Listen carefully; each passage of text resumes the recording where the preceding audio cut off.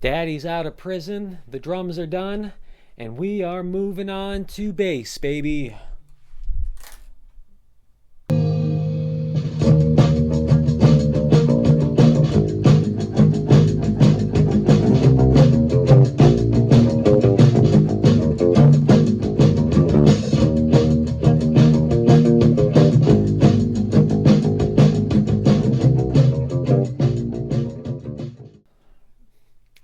Alright, my hair is crazy today, but it is a happy day because the drums are finally done.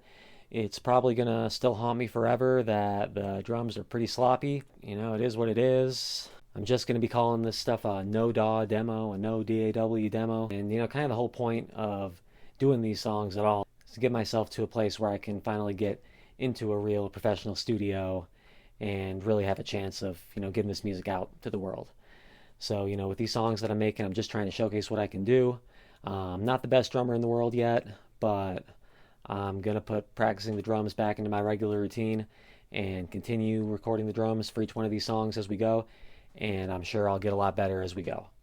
It's just not worth it to spend so much time on just the drums of this song. So anyway, excited to move on finally to bass because bass is typically the easiest thing to record here. I typically just record bass in an afternoon.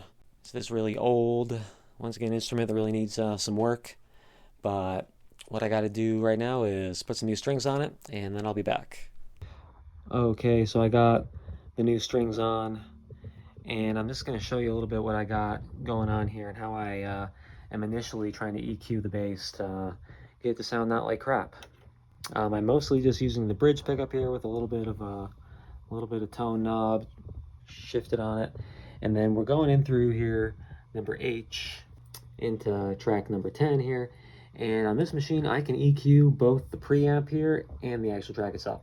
So I'm already starting out by EQing the preamp here before I even record it, and then I'll make, you know, smaller tweaks afterwards. It's easier to get the sound pretty good beforehand. So if we go to the EQ here, I've got this on H. See, I'm cutting that kind of mid-low at 150 hertz there a lot, increasing the real lows just a little bit, and then increasing all that high end for the most part to get that grindy sound. And so I got kind of a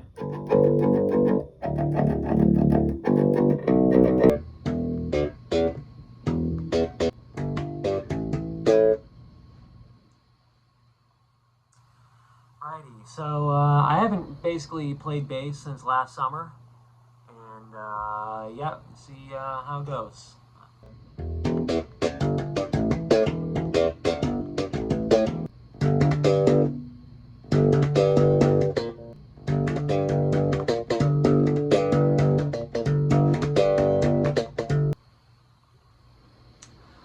Okay, yeah, that's not what I'm going to do for the song. I'm just gonna play through it over and over again until I figure out what I'm gonna do on the bass.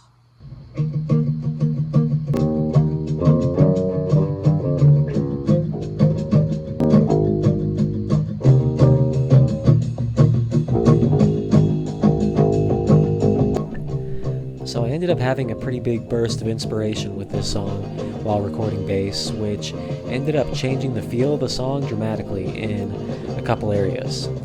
So what I'm doing here seems pretty stupid and kind of like maybe I don't know what I'm doing, but I'm being random and chaotic on purpose. So I'm trying to accidentally run into cool, interesting things on the bass. It's like, I already know the song, I know all the root notes of the song. I could just play the root notes and the fifth and be done with it. But, you know, I want to dig deeper, come up with something more interesting, something that is going to give real depth to the song.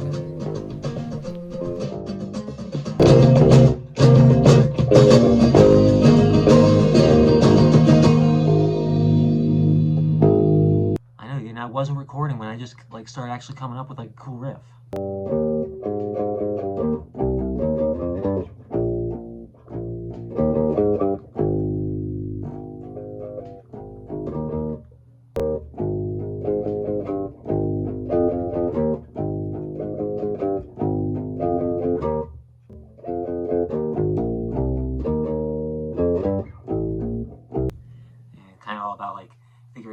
get into these hand positions. Okay, I think I might actually have something here. I simplify it a lot. Oh yeah, I'm probably not gonna get the verse yet, but I'm gonna give it one more take, and it'll still take a little more work, but I got it pretty close.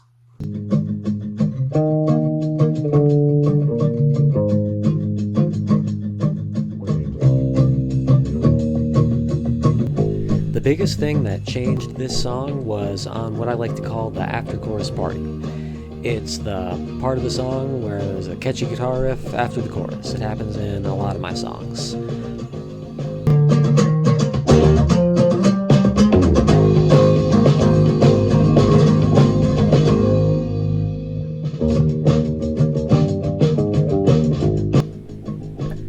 There's 2 choruses in this song, and that means there are also 2 after-chorus parties, and each one is different. So the first one that you saw there, I'm just staying on that D sharp and going down to the G sharp, following the root notes of the guitar mostly. But on the second time around, I decided, to see what would happen if I played a different note, an A sharp. And then that, all of a sudden, kind of opened up a whole new world.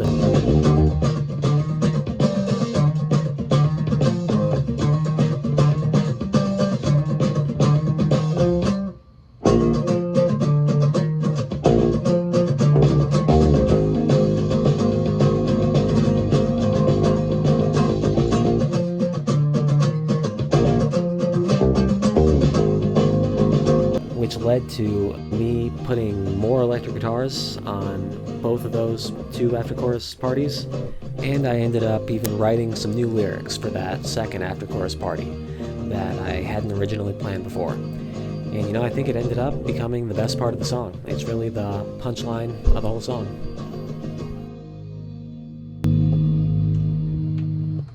Okay, yeah, I screwed it up a bunch. I'm probably gonna get it today. It was late when I already started this.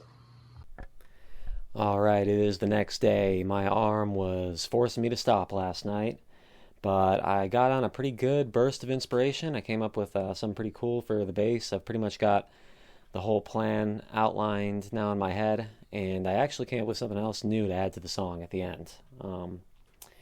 But yeah, most of the bass of the song is pretty easy.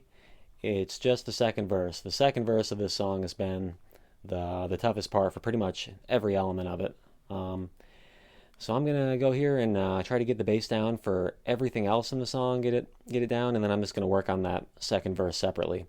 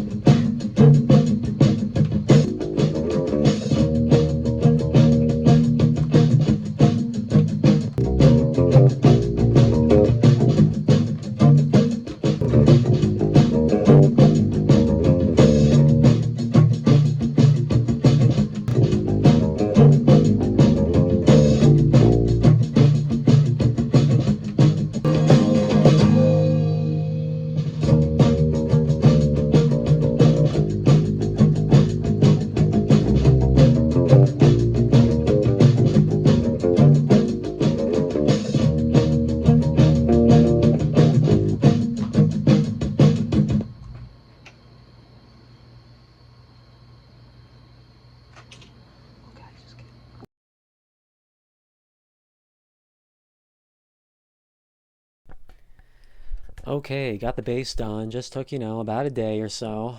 It was a little more difficult than I thought, just that second verse. But I got it down pretty solid. Doesn't fix the drums. Doesn't fix the drums from being sloppy. The bass is pretty good. And I did some electric guitar a little while ago. When I was doing drums, I took out the electric guitar and I added some electric guitars, which I will show the video for now. But then I figured I'd just show that along with this video, with the bass video. And so now I'm going to pull out the electric guitar, add a little more to it, because I had another idea last night. Doing the bass on the one part gave me an idea. So I'm going to pull that again and try some more electric guitar. Okay, I'm gonna pick you up here real quick. I'm just, running a real simple SM57 through a tube amp. It's a real old school tube amp Vox that I've had for 15 years as well. Always sounds really good. Nice natural build up, natural breakup, I guess I should say.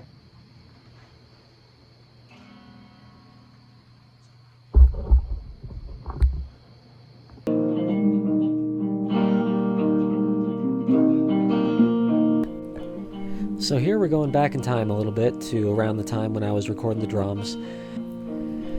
Mostly all I'm doing here is recording an identical copy of what the acoustic guitar is doing with an electric guitar, with two of them.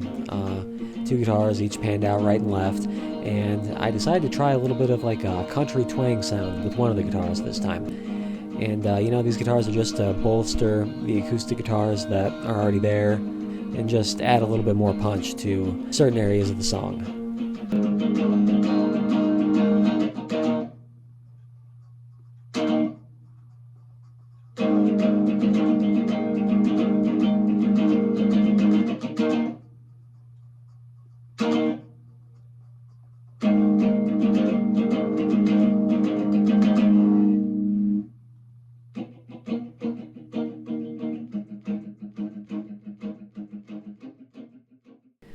Now we're back to the present. As you can hear, this guitar has a lot more distortion this time around because we're just using these guitar tracks for the after chorus parties.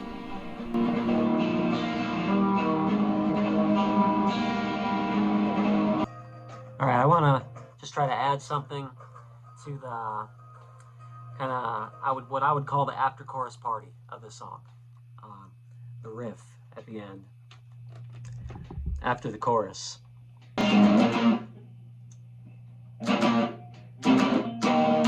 So like I said, both after chorus party 1 and 2 are different. So what I'm doing here is trying to come up with unique riffs, different chords for each one. You'll see me slowly start to figure it out. And I think that what I came up with added a lot to the song. I'm definitely pretty happy with the guitars on the song. Anyway, I didn't really shoot an outro for this video in person, so it's just going to end on the guitar, and then at the end there's going to be a preview of the song and the vocals that are coming up next. It'll be the final video, the vocals, and the arduous mixing and mastering process, and the song will be out on April 1st.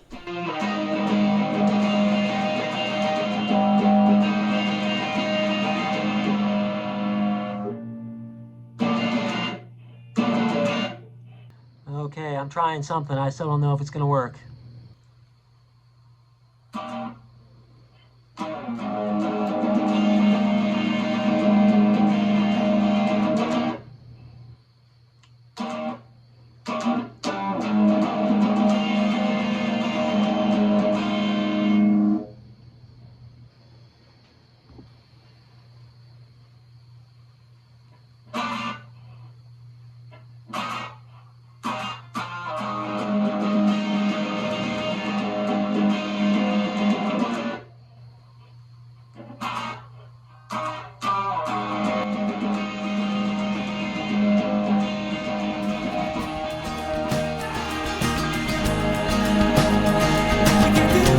We can do this, don't let yourself get hold of the fire.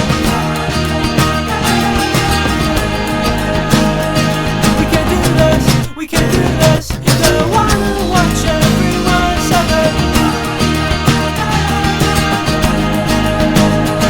I can do this, I can do